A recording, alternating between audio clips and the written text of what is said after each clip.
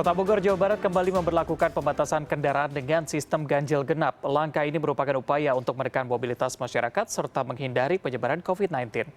Perketatan mobilitas kembali diberlakukan seiring dengan meningkatnya kasus penambahan harian COVID-19 di Kota Bogor. Uji coba kebijakan ganjil genap kendaraan bermotor pribadi Kota Bogor diterapkan pada akhir pekan ini pada Sabtu 19 Juni hingga Minggu 20 Juni 2021 mulai pukul 10 pagi hingga 4 sore waktu Indonesia Barat. Kendaraan yang diizinkan melintas adalah kendaraan dengan plat nomor sesuai dengan tanggal pada kalender. Kepolisian Resor Kota Bogor mendirikan 5 posko penyekatan untuk memonitor lalu lintas kendaraan sepanjang hari.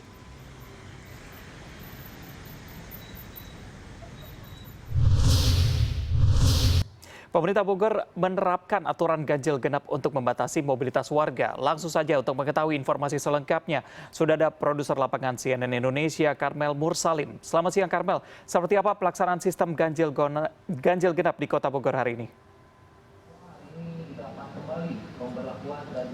Ya, selamat siang Reza. Benar sekali, Kota Bogor kembali menerapkan pembatasan kendaraan dengan sistem ganjil genap di 5 wilayah. Saat ini saya sedang berada di simpang depan Terminal Baranang Siang. Dan selain dari titik di mana saya berada, ada 4 titik lainnya di mana sistem ganjil genap diterapkan, yakni Jalan Raya Pajajaran, area sekitar Bundaran Air Mancur, Jalan Empang, dan Jembatan Merah. Nah, Reza, titik di mana saya berada yakni di simpang depan Terminal Baranang Siang merupakan titik pertama yang dilintasi mobil ketika mereka masuk ke Kota Bogor. Jadi di sini sudah ada pos penyekatan yang ditugaskan untuk memantau dan mencegat kendaraan saat mereka pertama masuk ke Kota Bogor dari arah Jakarta keluar dari tol Jagorawi. Nah, hari ini tanggal 19 sehingga hanya mobil dengan plat nomor ganjil yang diperbolehkan untuk melintas. Selain dari itu, Reza, sesuai pantauan tim di lapangan sejak pagi hari ini kami memang melihat suasana lalu lintas di depan Terminal Baranang Siang cukup ramai. Kami melihat sudah ada beberapa kendaraan yang diminta untuk putar balik, namun suasana kondusif, tidak ada penumpang yang marah-marah, tidak ada yang komplain seperti itu, Reza. Mereka mengerti bahwa hari ini ada uji coba penerapan ganjil genap. Bahkan tadi saya melihat ada pengemudi yang membawa kendaraan dengan plat nomor tidak sesuai, namun ia menunjukkan surat izin tugas sehingga diperbolehkan untuk melintas. Jadi jika seperti yang Anda bisa lihat, jika ada mobil yang plat nomornya tidak sesuai, maka akan diminta untuk putar balik. Nah, sistem ganjil genap kali ini masih dalam tahap uji coba, sehingga tidak ada sanksi, namun pengemudi hanya diminta untuk putar balik. Ganjil genap tahap uji coba saat ini hanya berlaku di akhir pekan tanggal 19-20 Juni, mulai dari pukul 10 hingga 4 sore waktu Indonesia Barat. Dan masing-masing lokasi pemberlakuan sistem ganjil genap dijaga oleh 30 personel gabungan yang terdiri dari Polresta, Kodim 0606, dan pemerintah Kota Bogor. Dan selain dari itu, mobil genap hari ini memang tidak diperbolehkan untuk melintas, namun petugas akan memberi kompensasi bagi beberapa kasus seperti contoh pengemudi yang memiliki keperluan darurat seperti urusan rumah sakit atau urusan kerja darurat. Selain dari itu, pengecualian dari sistem ganjil genap ini berlaku bagi mobil ambulans, mobil pemadam kebakaran, mobil dinas, dan angkutan umum daring. Nah, keempat mobil tersebut diperbolehkan untuk melintas meski plat nomornya tidak sesuai. Dan kembali diterapkannya sistem ganjil genap kali ini, Reza, merupakan upaya pemerintah Kota Bogor untuk meredam kasus peningkatan COVID-19. Karena memang menurut Wali Kota Bogor Bima Arya, konektivitas Kota Bogor dengan wilayah sekitarnya seperti DKI Jakarta sangat erat. Dan mobilitas yang tinggi berbanding lurus dengan lonjakan kasus positif di Kota Bogor. Sehingga memang penerapan sistem ganjil genap kali ini merupakan upaya untuk meredam mobilitas warga.